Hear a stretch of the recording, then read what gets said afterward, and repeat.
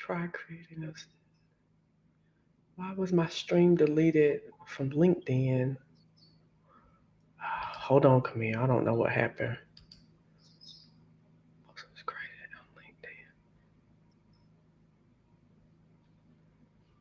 LinkedIn.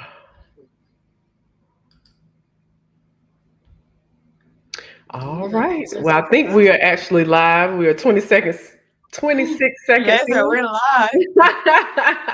We are going to go with it because I swear every time I try, the technical difficulties try to get me, but I will Man, not and allow you know, guys, it's my first time with StreamYard, so I can't tell how we're looking to you guys. All it. right, let We us look know. All good. right, let us Yes. know if you can see us okay, if we did a good job. Just even later on, just let us know. We're Yeah, open. let us We're, you know. know Drop how it. it is. We're winging this. We're showing up for y'all. Yeah.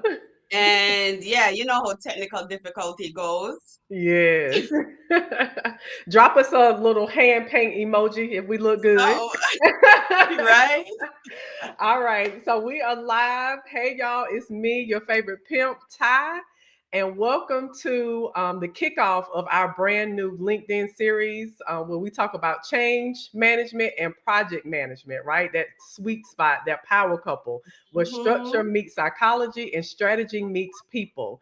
So if you are a PM out there, if you've ever had the perfect plan, but it still didn't land, this series is for you. And today and for the next 6 weeks, I believe, I'm going to be joined by my girl, my friend, Camille Harris, and she is a Hey, powerhouse in the change management space. And together, we are bringing real talk, real strategy, and real transformation each and every Friday. Camille, tell the people who you are and why change management is your zone of genius. yes. Hello, everyone. I'm Camille Harris, and I am the CEO of Change Activate. Not only that, I am the author of the Riddier methodology. And my thing is about that no BS approach to change management, right? So, change management is my jam because and it really kicks off our first discussion today about what makes people tick. Hmm. What are those things that drive adoption? I love people, I love our stakeholders, and I just love to see when things just really align and Yeah, people are comfortable in that space, right? yeah. So Ty and I, like, trust me, even though she's on our PM jam, this lady right here is also a CM genius. She really is. So, man, we just have so many great things planned for you guys. I am so excited about this collaboration, and I'm so excited about all the things that we are looking forward in sharing with y'all today Yeah. and for the next couple of weeks. Yes, yes. So awesome. Thank you, Camille. So just to open it up, I know you kind of already opened up for us, but we're going to talk about where strategy structure meets psychology, right? Because we all know that project management, we give the plan, but change management is all about the people, right? And it's that dance between the structure and the psychology. So talk to us more about structure meeting psychology, Camille. Sure, Ty. So, and I'm gonna keep it all transparent with you guys. I have some notes because I'm like, I have to get it together from my people, all Okay. right? Even though Yes. I know this thing, I didn't want nerves to get in the way. So I have some notes here. So, as you guys, most of us already know, change is not just challenging system and new process, but it actually challenges the brain. And I talk about this really briefly in my book when I talk about the limbic hijack, right? Mm. So there's tons of research out there that dive into that neurological aspect of change management and adoption. And we're just going to be a quick little snippet on some of that today. So as we know, when it comes to our project plan, it's a lot of logics, it's a lot of structure. Mhm. And where that is really activating is our prefrontal cortex. Okay. But when it comes to change process in particular, that part of our brain that gets activated is called the limbic system. Now, the limbic comes from Latin word limbus, which means border, and that part of our brain is that horseshoe kind of shape looking part within our brain, and it's made up of four major components. So the location of the limbic system is not necessarily, it's not midbrain, but it's at the center of our emotional process. So this part Mm, of our brain, it usually, not usually, regulates motivation, habit formation, reward processing. And mm, a lot of that is what we look at when it comes to change management, right? So even when change might make sense on paper, the brain flags it as a threat if people don't feel included, the why isn't clear of the change, and the rollout feel rushed or forced. So resistance is actually a natural psychological process that people are actually going through. And once we understand that, we're able to guide them through that process, right? So mm. you're not just planning the change, we're preparing the brain for it. Oh, And yes, and CM, we what we want to do is really just manage that emotions, and we want to do it in a way where our individual can feel psychologically safe and yes. ready for that adoption. Yes, I believe in the aspect of psychological safety so much on a Mm-hmm. project team, and then even outside that project team. But I love that part about even though change might look good on paper, we automatically click it in as a threat. So Mm-hmm. working through how we get I guess how we get through those threats and how we get through those resistance. I love that. So I'm going to put it out there in the air that you, Camille, you're going to go ahead and get your doctorate in what? What are you getting it in? Sadly, that was a path that I was on. I actually started it and the hours and everything. And I've been talking to Ty about it because I want to really, really enhance my studies for not just psychology per se, but how people deal with changes within the workplace. Yeah. Right. So she's been encouraging me, guys. I think I should go for it. I'm like, Ty, I don't know. Do it. But Do it. I am a brain science nerd. I really, really love diving into it. And change management is no different. And even PM itself. But the thing is, we are so used to when it comes to structure meets psychology, we are so Ty, you remember the first time you start learning how to drive a car? Mm-hmm. It was so scary. Like you're looking down and the direction you're looking, your car starts swerving. Uh-huh. But pretty soon habit steps in and it just becomes automatic, right? Right. It Mm-hmm. feels like it's just on autopilot. Right. So when an individual is working with an organization and day by day they're doing the same thing, it's just habit. So when you come in, no matter how great it might look or amazing it's going to be, it's natural for us as human to have that resistance, like, oh my goodness. Yes. So Yeah. we have to understand that. And that's where the change curve comes in, and really use change management to bridge that Mhm. gap and Yeah. lessen that impact. So we Yeah. have to take care of people. We have to make them feel safe. We have to understand that when people are acting up or however there might be responding to the change, it is not personal. It is just brain work, right? Yeah. So yeah, if we keep that in mind, and like I said, it's something I really want to become an expert at. You already there. Is yeah, honey, I'm trying how to get individuals across that finish line, Yeah. in a structure and a well-defined approach. And one of my goal and my mission is for organization to create an environment where stakeholders do feel psychologically safe. Yeah. Because when individuals have that psychological safeness, you tend to get the best out of your people, right, Ty? That's very true. So I think everything that you just mentioned, Camille, is the difference between rolling out something, right? Rolling out like a solution or rolling out like some software. I say a software rollout. You know, you hear that all the time. But Mhm. what you really are talking about is actually implementing a real change. So I love, love, love, love that. So, Yes. when next up, like just talk what I want to dive into is change the difference I would say between project management and change management.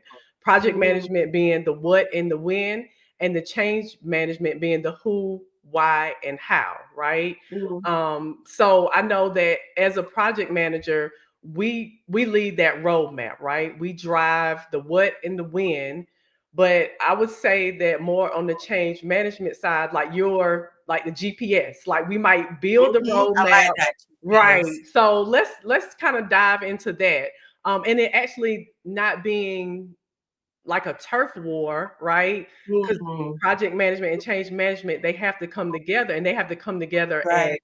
partners. So let's talk about that a little bit. So when there's so many things that comes to mind when I look at this.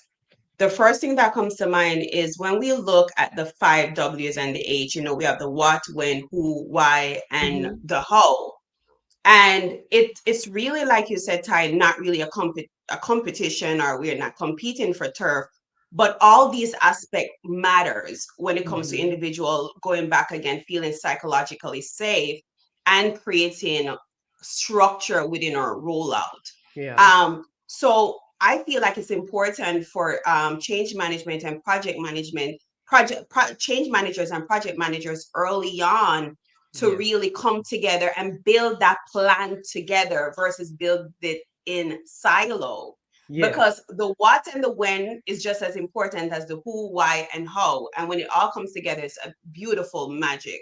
Right. One of my favorite projects was when my PM and I we met. It was like two peas in a pod. We Yeah. are planning together. We are driving this adoption together. We're doing all the things together. And I Yes. always say that early on, it's important that you guys meet and really understand each other's role and responsibility. Right. And I always like those plan on a page where you have that change management plan, but also embed that project management plan, but also embed change management early on. And Yes. Ty, you can attest to this, that when you see projects being operated in silo, like project managers, they're like, oh, I don't have time for change management right now, and they're focused on the what and the when, Hmm. but there's no real focus on the who, why, and how. Things kind of go haywire, and then there's things going on with adoption, and it's just a mess. Yes. I spoke on this project on this topic at ACMP Change Chicago, and the gentleman said something that really stood out to me, because we had a really people are standing up and giving their different point of view, and he said, I've been a PM for a number of years, but when the change manager, what clicked for me was when they said to me, I am here to support you. I Mm. am here to make your project a success. That's when it's really clicked. Yeah. So again, we are together on this, right? So we need to Yeah. do our planning together, and nothing should be in silo. Nothing at all. I feel the same way that the best projects that I've ever run have been with, co-join with change management. If we can start early, especially if you have an executive sponsor that understands the importance of change management, and they involve them early, and we can start working on the adoption, we can start working on the stakeholder analysis, and really finding out how people feel about the change outside of knowing. They probably know that the change needs to happen. They probably know that things, as far as their process and their procedures are antiquated. But like you said, it brings up that fear inside of them. And if we can Mhm. tackle that fear together early, then we're setting the standard, right? That's true. PM can set the pace. I set the pace of the project. You can set the Mhm. tone of the project. And There if you we work go. together, then that's a I like love it. quality standard that everyone kind Yeah, of needs to shoot for. I love it. I even feel like a lot of people don't think about embedding change management, especially when it comes to when they're thinking like an agile project that Mhm. have multiple rollout. But there's opportunities there as well if we create that roadmap together Yeah. in which we can bring agile or build agile That's around right. our change management deliverables as well. And when I think about going back to the psychological structure of projects, Mm-hmm. um, when managing change goes way beyond doing just training or comms, it is actually managing people as they are going along this process. Yes. And that's why it's important that we look at this individual as a whole, or those different personas as a whole, and we really dive into the impact and take care of people as we bring them through that, cross Yes. that finish line. Yes, I love it. So that is a sweet spot for us to talk about our next Mm, point and why projects actually fail, right? I mm, know that there's a huge statistic about why projects fail or how many projects fail, the percentage and all that kind of stuff. I really don't look at it like that, right? I don't mm, think that projects really fail due to poor project planning. I think they fail due to poor project engagement. If people aren't ah, engaged, if they don't understand, if they haven't been involved, you said that earlier, um, mm. what's going to happen? It's going to fall to the wayside. Someone is going to kick it to the curb, and they will continue to, even if it is implemented, right? They will Mhm, continue to circumvent that system if they have mm. not been actively engaged, if they don't That's true. realize how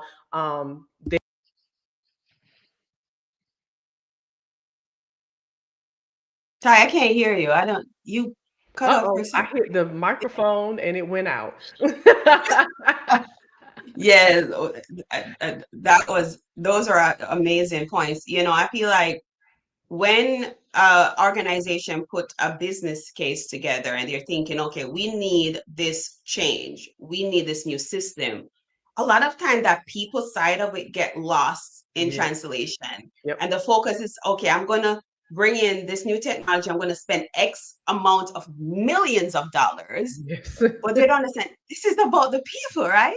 Right. And the emphasis in understanding how people are doing things today, mapping out that current state, looking at the change impact, segment engagement based on our stakeholder, like, because we're not going to communicate or we're not going to train and we're not going to engage all stakeholders the same way, and Mhm. create safe space for individuals. And it goes back again, that is why project fail.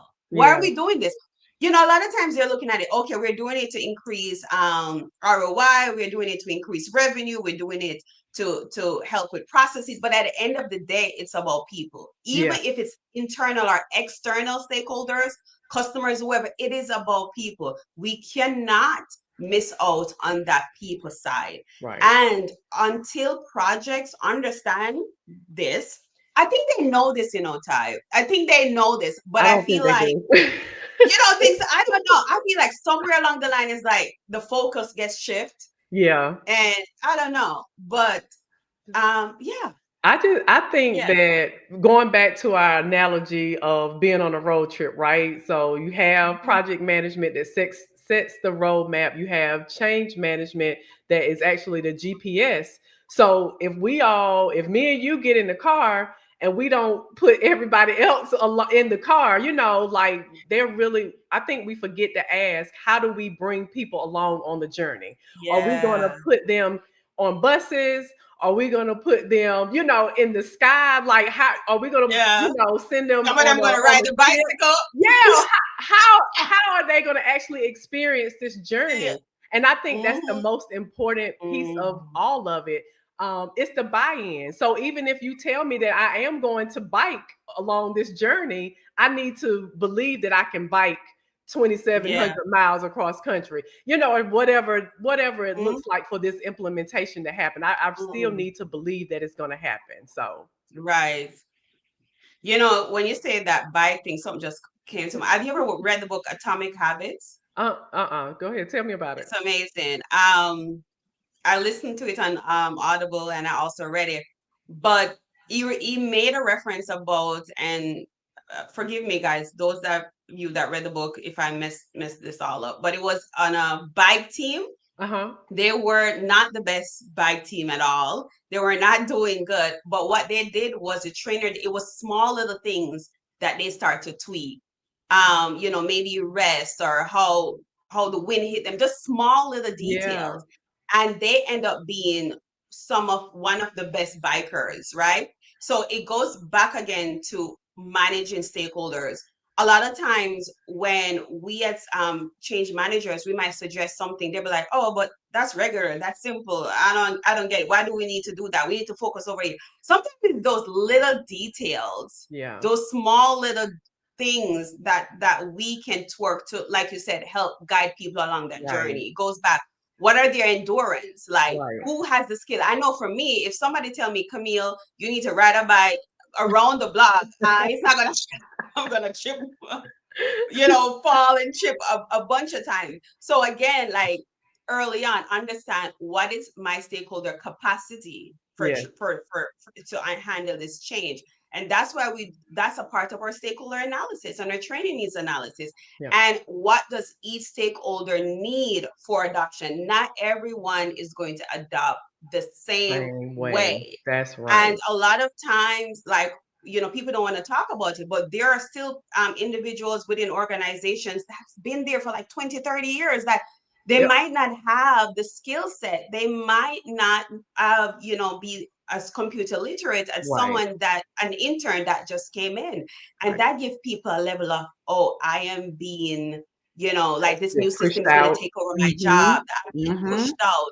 So how do we take care of those folks? Segmenting our stakeholders, understanding, each specific journey, Yes. understanding these personas and guide them through it, right? At the end of the day, we're doing this because of our people, right? Right. If people are not adopting, I don't care how much millions of dollars you spend on the fanciest system, it's not going to work out. Yes. I love it. So, Camille, we have reached the end of our time. This has been a wonderful kickoff to our 6-part series. I just want to encourage our audience that no matter if you are in project management, you're in change management, if you are an executive stakeholder, the sweet spot is making sure that not only are we managing the project, but we're managing the people as well. That's how we get to execution and impact, like truly. So join us back next week where we'll go through episode 2 and we'll talk about strategic alignment, right? And getting everyone on the same page at the same time. Camille, any closing words? Yes. Are you going to tell the people about what we're planning for next year? Even though Go it's just in the ahead. I planning thought we phase. wait to the end, but go ahead. You go ahead. God, I don't know. You tell them. I don't know. You tell them. That way we keep them coming back. Right. Okay. You think we should wait? Yeah. All right, guys. They have to keep tuning in. You have to come back and find out what we're doing next year. Right. All right. All Okay, right. everyone. Thanks, This y'all. was great. All right. All right. Thanks, Bye. Camille. Happy Friday. Happy Friday. Bye-bye.